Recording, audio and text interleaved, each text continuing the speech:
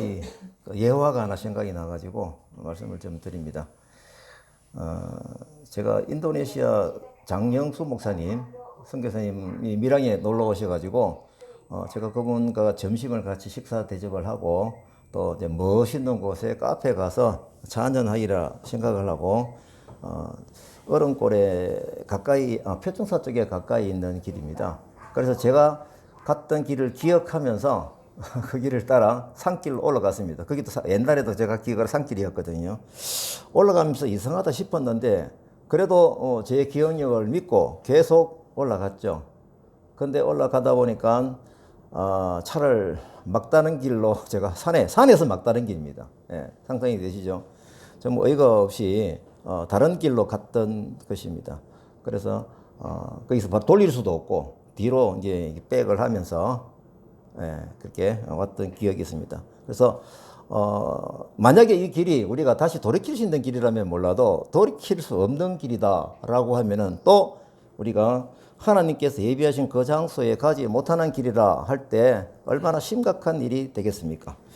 자, 오늘 이 말씀을 보게 되면은 이 시간표는 계속 사모님 녹화하고 계시죠? 네, 그냥 앉아 계시면 됩니다. 이 시간표는 계속 긴장감 속에 사건이 진행되고 있음을 알 수 있습니다. 그럴 수밖에 없는 것이 이날 사실은 잡히시고 밤새 신문을 당하시고 그 다음날 십자가 사형이 진행이 되고 있지 않습니까? 그러면 우리가 이 긴박한 상황에서 어떤 관점에서 이 사건, 오늘 읽어드린 말씀을 읽어야 되는가라는 질문을 스스로 해보자라는 것입니다. 일단 그때 일어났던 그 큰 일이 우연한 일이 아니다라는 관점을 가져야 된다는 겁니다. 다시 말씀드리면 하나님의 계획된 시간표대로 가는 중임을 깨닫는 것이 참 중요합니다. 그래서 현재의 시간표에서 우리도 그 시각을 가지고 이 현재를 바라보는 마음으로 이 대화에서 어떤 말씀을 깨달아야 될지 또 제자들의 그 행동에 대해서 나의 모습은 그런 모습이 없는지 라는 것을 생각해보는 시간이 되기를 바랍니다. 이 관점은 사실은 이 어수선한 세계 역사가 진행이 될수록 저는 더욱더 집중해야 하는 중요한 시각이다라고 믿고 있습니다. 제가 돌이켜보니까 뭐 요즘 신문지상에서 여러분들 다 느끼는 부분들입니다. 여러분들이 신문지상을 보고 있는 내용들 제가 한번 요약을 해보겠습니다. 이상기후현상이 연일 위기로 오고 있다라는 기상학자들이 발표를 합니다. 특히 이 5월 달에 이런 기온이 있은 적이 없다라고 뉴스에 나온 적도 있습니다. 바다가 더워지고 있답니다. 위기죠. 그리고 또 세계적으로 군데군데 가뭄도 일어나고 또 집중적인 홍수도 있어가지고 지진과 산불 이런 부분들이 세계적으로 야단법석입니다. 그리고 또 우리가 아는 대로 부분적으로 전쟁이 일어나고 있죠. 며칠 전에 그 옛날 헨리 키슨저 아시죠? 미국 국무장관 하셨던 분입니다. 그분이 칼럼에 이렇게 얘기를 했더라고요. 며칠 전입니다.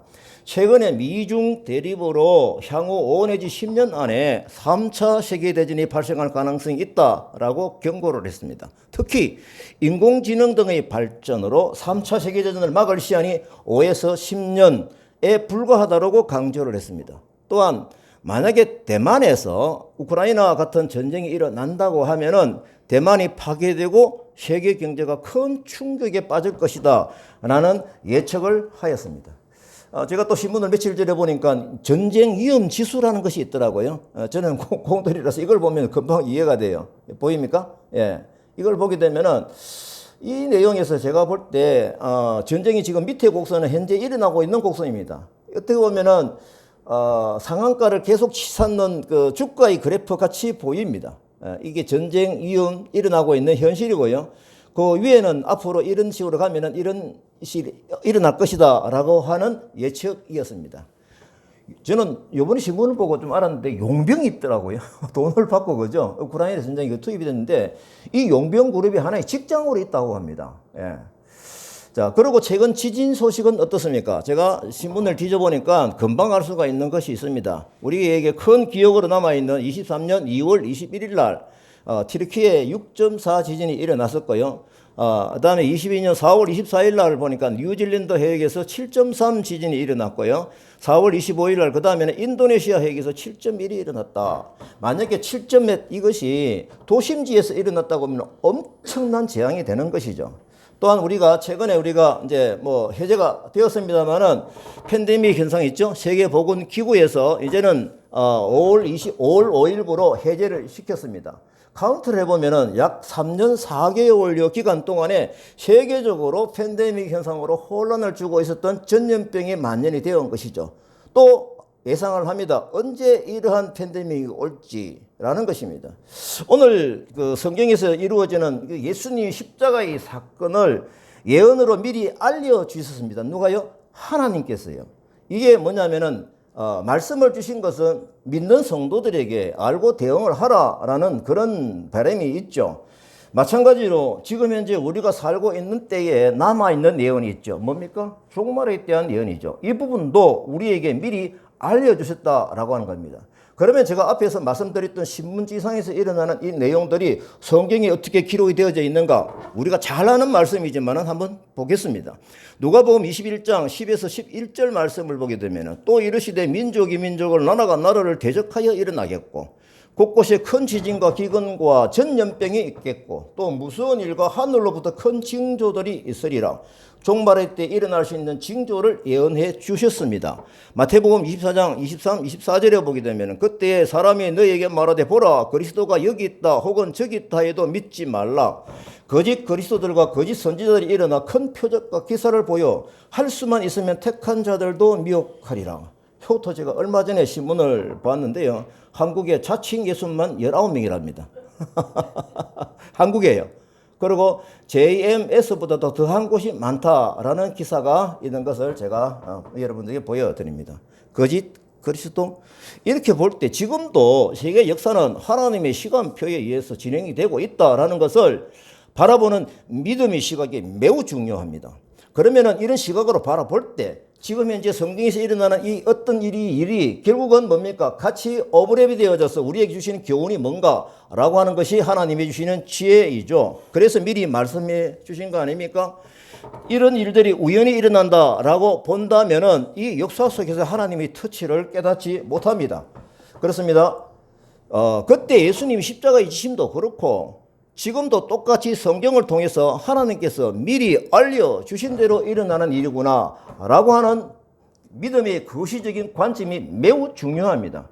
그러면 우리에게 이 사건을 겪는 제자들의 반응과 이에 따른 예수님의 말씀 이런 대화 속에서 굉장히 중요한 하나님의 영적 지침을 알게 될 수 있다라고 하는 것이죠. 이제 1절을 바라봅니다.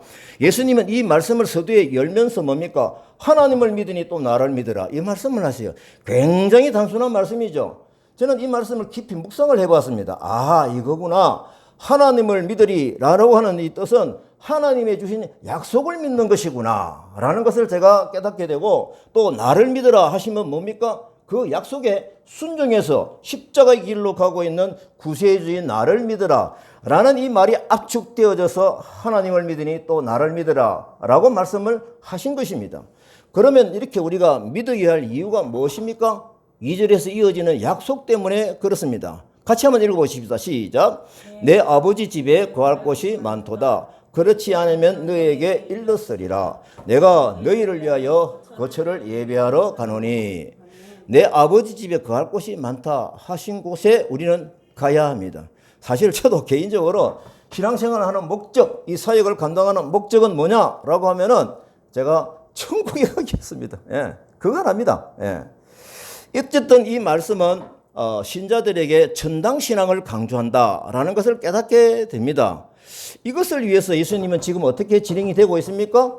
곧 대속물로 죽으시고 또 뭡니까? 3일 만에 부활하셔서 구속사업의 완성을 이루는 것 아닙니까? 우리가 내시에 들어가 영원히 살 것을 아는 사람은 이 세상에서 어떤 일을 당하더라도 어려운 일을 당하더라도 조급하거나 당황할 필요가 없는 것이죠. 이게 거시적으로 바라보는 믿음의 시각인 것입니다. 우리는 천국에서 영원토록 살 성도들이기 때문에 그렇습니다. 리트도 아멘이죠? 아멘. 예. 그래서 예수님이 내가 어디로 가는지 그 길을 너희가 안다라고 말씀을 하신 것이죠. 왜요? 미리 말씀을 해 주셨기 때문에 그렇고요. 평소에 이 이전에 계속적으로 말씀을 해 주셔서 겁니다. 그래서 나중에는 따라온다라고 하는 것입니다. 그러나 이제 이 대화 속에서 보면은 그 다음 진행을 보니까 의심이 많았던 도마가 가만히 있지를 못합니다.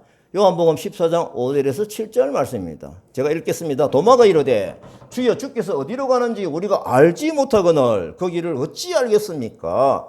예수께서 이르시되 내가 곧 길이요 진리요 생명이니 나로 말미암지 않고는 아버지께로 올 자가 없느니라.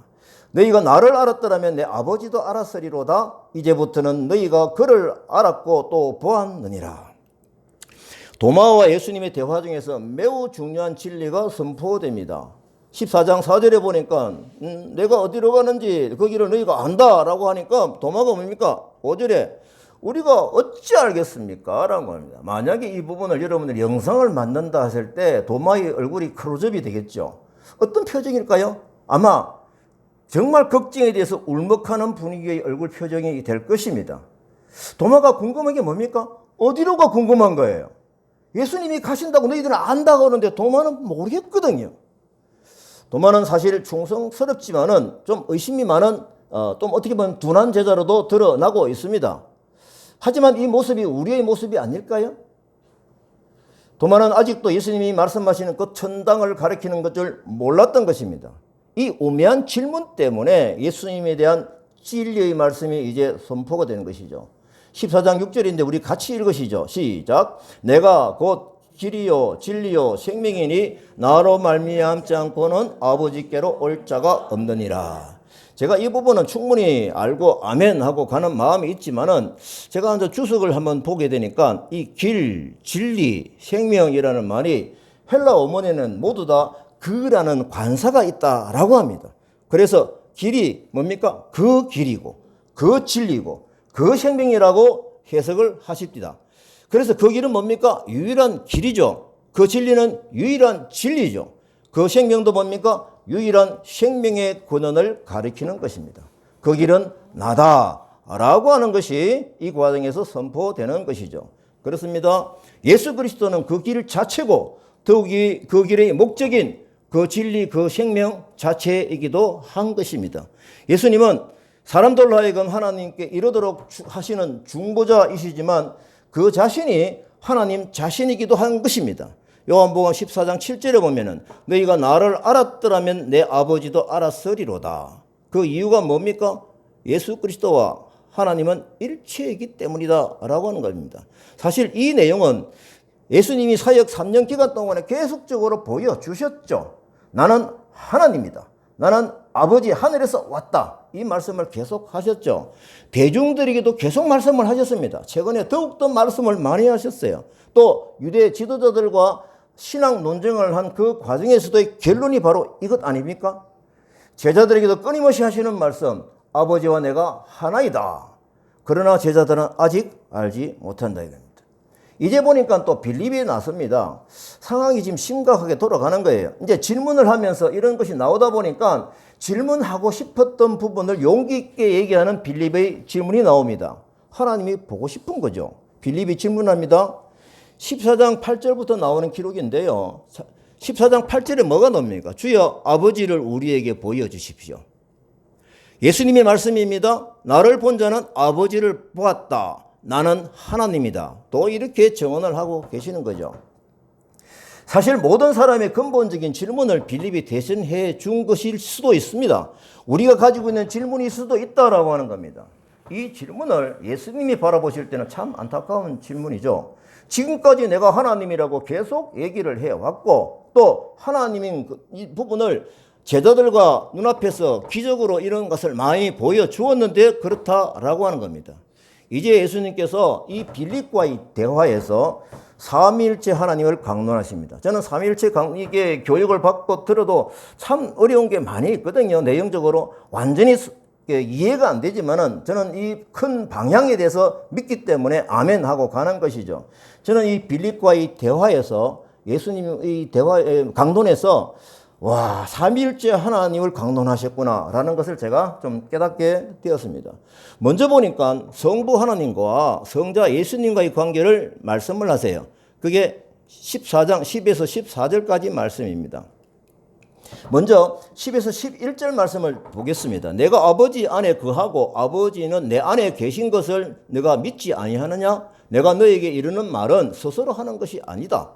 아버지께서 내 안에 계셔서 그의 일을 하시는 것이라. 내가 아버지 안에 거하고 아버지께서 내 안에 계심을 믿으라. 그렇지 못하겠거든 행하는 그 일로 말미암아 나를 믿으라. 예수님의 안타까운 마음이 진해지는 것이 느껴집니까? 이게 안 되면 이걸 봐서라도 믿어야 라고 하는 안타까운 마음이 선포되고 있죠. 이 말씀의 근본 배경은 뭡니까? 먼저 하나님과 예수님이 연합이고 일체이다 라고 하는 것을 믿어라 라고 하는 것입니다.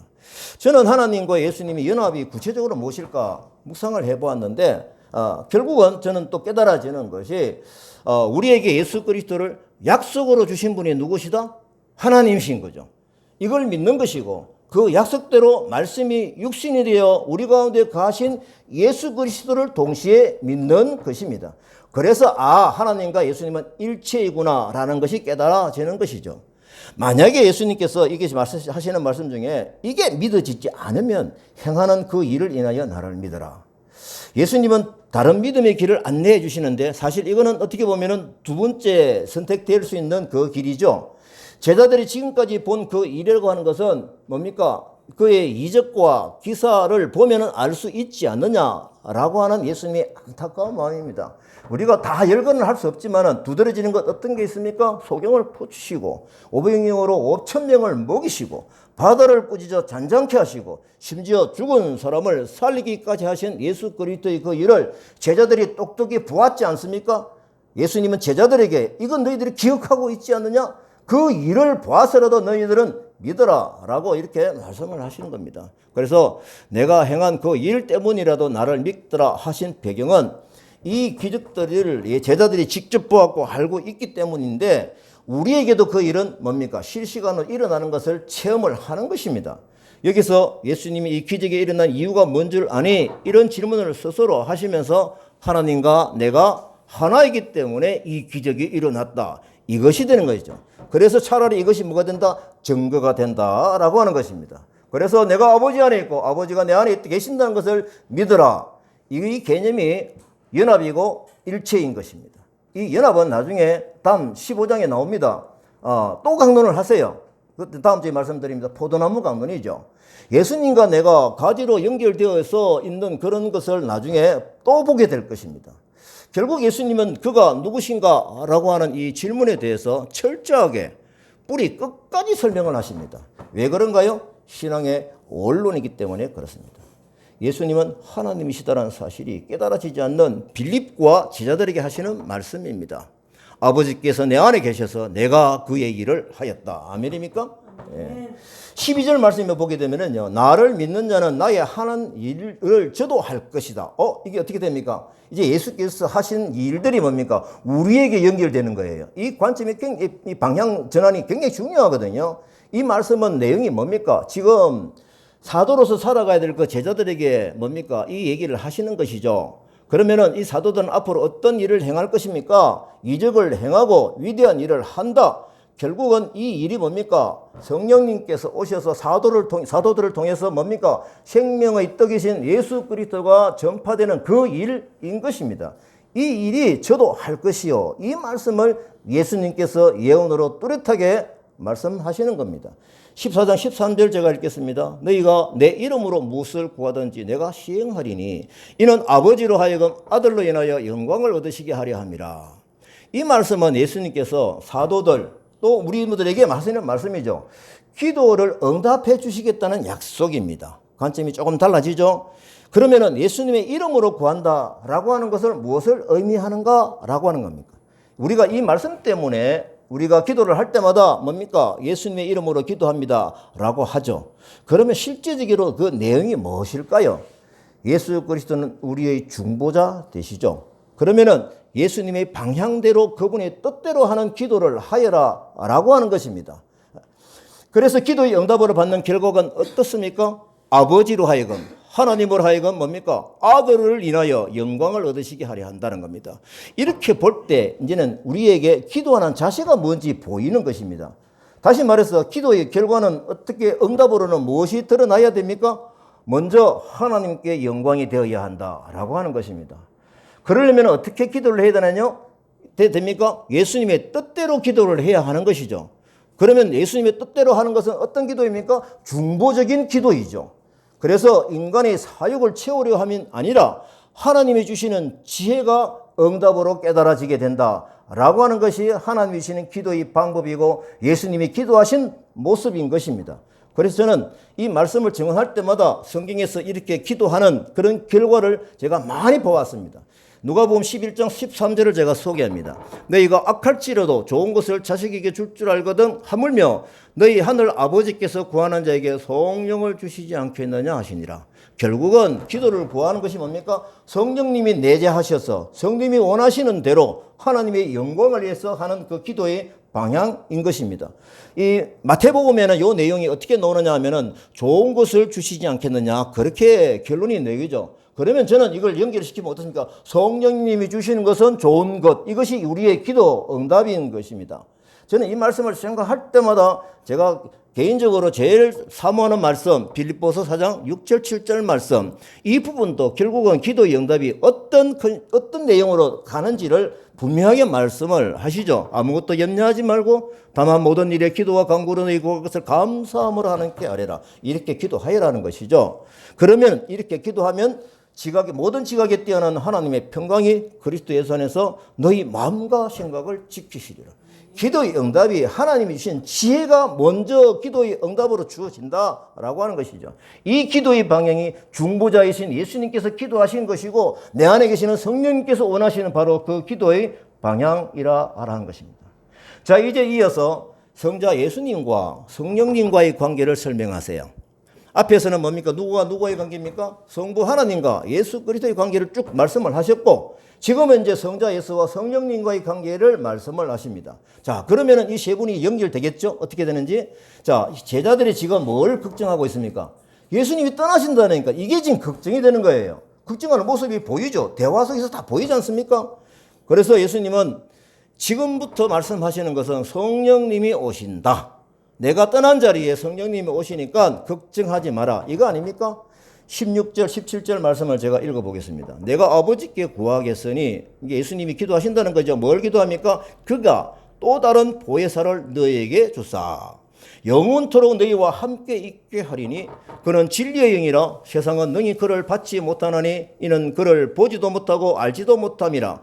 그러나 너희는 그를 아나니 그는 너희와 함께 거하심이요 또 너희 속에 계시겠음이니라. 굉장히 중요한 말씀이죠. 다시 말하면 예수님이 떠나시는 그 자리에 누가 오신다? 성령님이 오시는 거죠. 그러면 성령님의 이름이 다른 이름이 뭡니까? 보혜사라고 하셨습니다. 그러면 보혜사의 뜻이 뭔가 찾아보면 금방 나와요. 도움을 베풀기 위해 곁으로 부름을 받은 자. 이런 의미인 것입니다. 우리와 영원토록 우리와 함께 동행하는 분이 누구시다? 성령 하나님입니다. 영원토록이니까 지금 이 시간에도 우리와 같이 동행하시는 분이 성령 하나님이다 라고 하는 겁니다.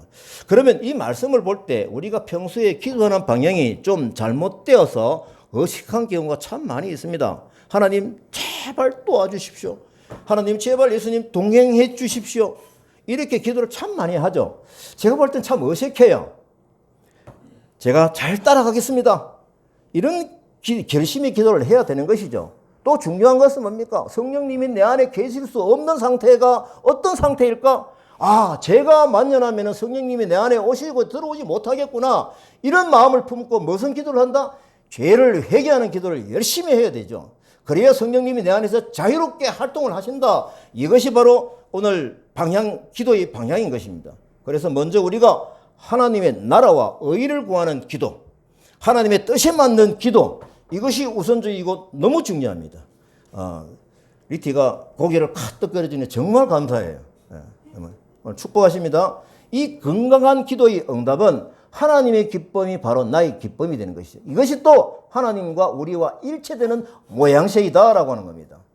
지금 예수님이 떠난다는 건 불안해한 제자들에게 약속이 이 정도이면 충분하죠. 자, 그러면 성령님이 구체적으로 우리를 어떻게 도우시는 분인가라고 하는 것입니다. 제가 다른 성경을 찾아옵니다.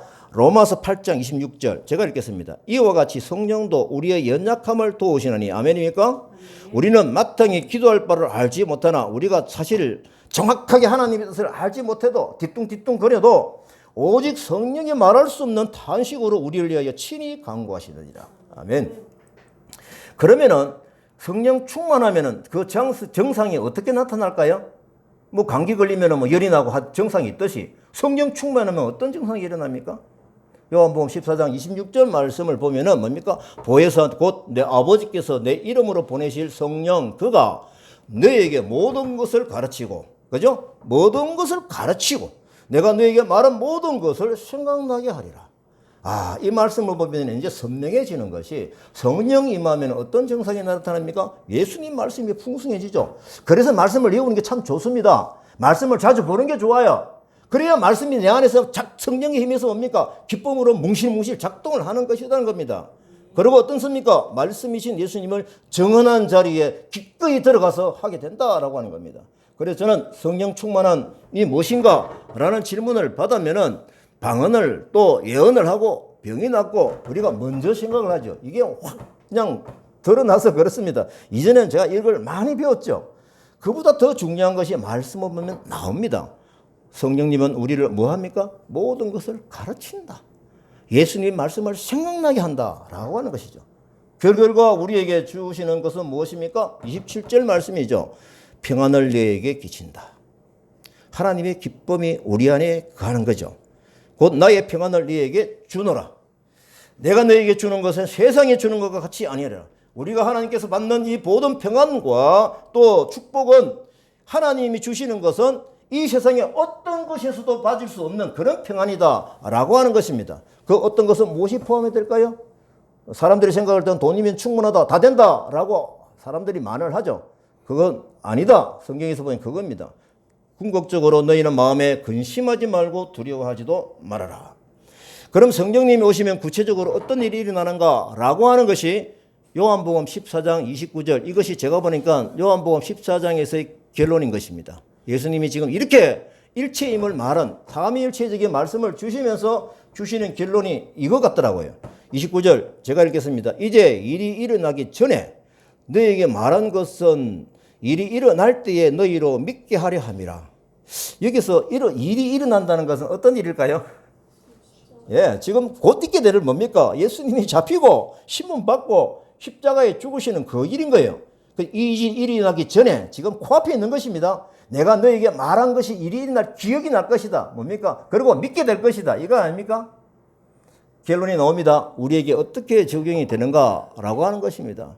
우리의 삶이 어려움이 많죠. 힘든 게 많죠. 일을 하다 보면 발이 다쳐서 또 사만다처럼 뼈가 부러지고 수술을 받아야 되고 이런 여러 가지 상황들이 다반사로 일어납니다. 예. 뭐 믿는 사람이라고 안 일어나는 게 아니에요. 다 일어납니다.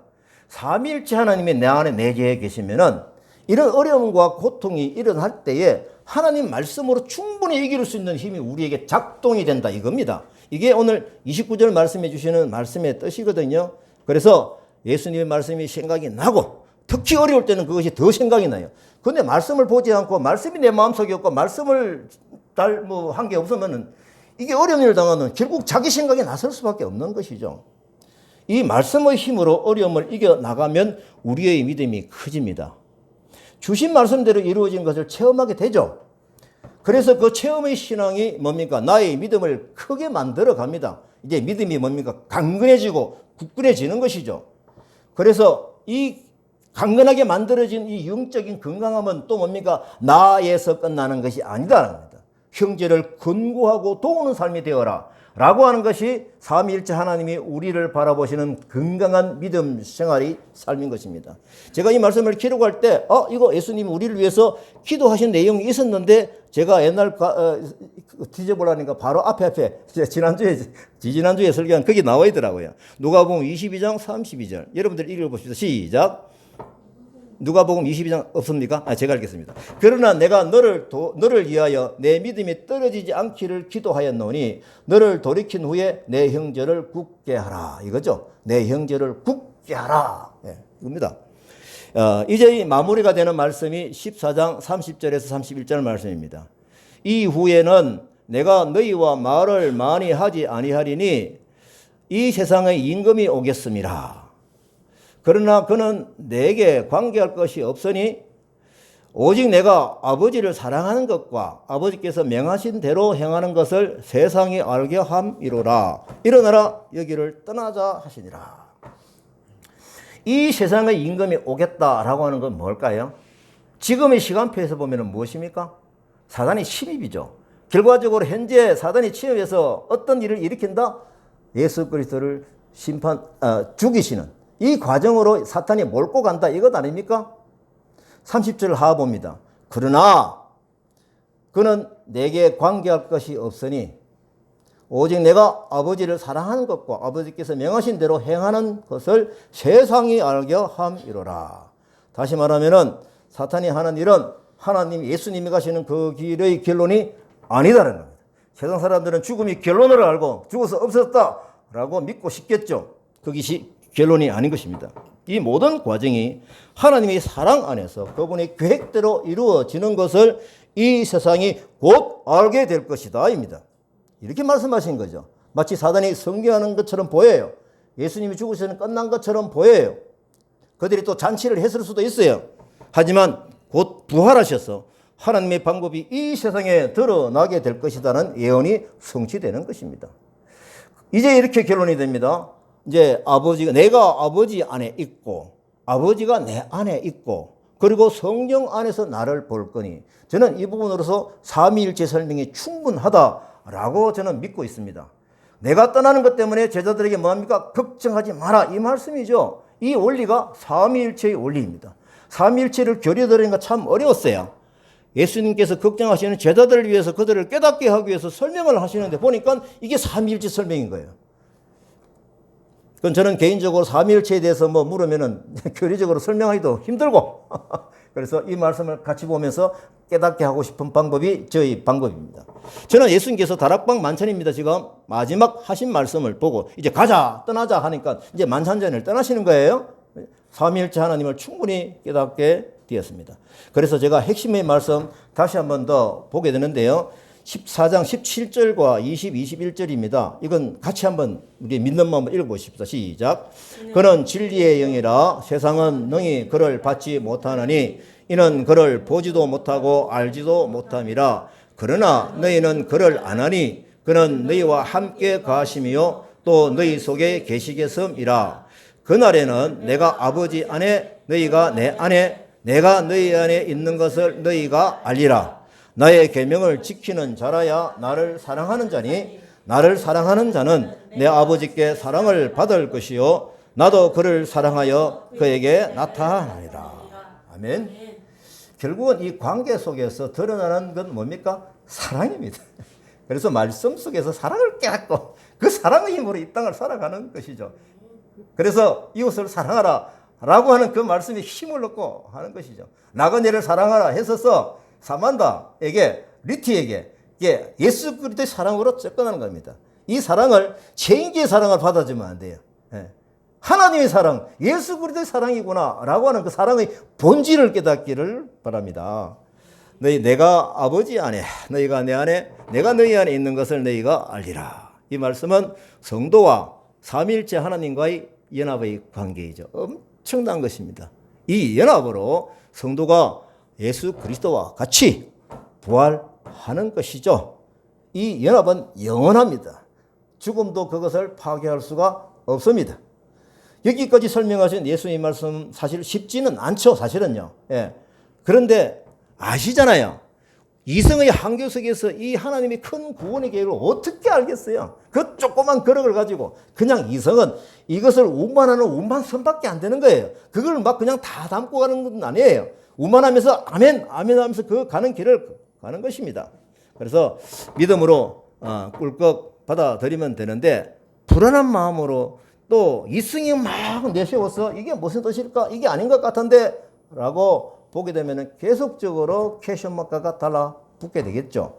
성경 전체는 누구에 대한 기록이냐라고 하면 예수님에 대한 기록이죠. 여기에서 그분 자신에 대해서 이토록 깊이 파고 들어가셔서 설명하시니 얼마나 우리에게 감사합니까? 어려워도 예수 믿는다는 것이 어떤 기초 위에 있는가를 알게 된다면 매우 튼튼한 신앙이 되어져 갈 것입니다. 하나님이 원하시는 방향이기 때문에 그렇습니다. 지금까지는 예수님과 제자들이 마지막 만찬 다락방에서의 대화 기록입니다. 말씀 31절 마지막에 보시는 대로 예수님은 장소를 옮기시죠. 어디로 가실까요? 겟세마네 동산으로 가십니다. 그죠? 감람산에서 땀방울이 핏방울이다 기도하신 거 기억하시죠? 그 향하는 길에 아마 포도나무 밭을 보신 것 같아요. 그러면서 포도나무 강론이 요한복음 15장에 나오게 됩니다. 다음 주에 말씀을 드리도록 하겠습니다. 자, 우리가 이 소식이 기쁜 소식이죠. 예, 그래서 우리가 찬양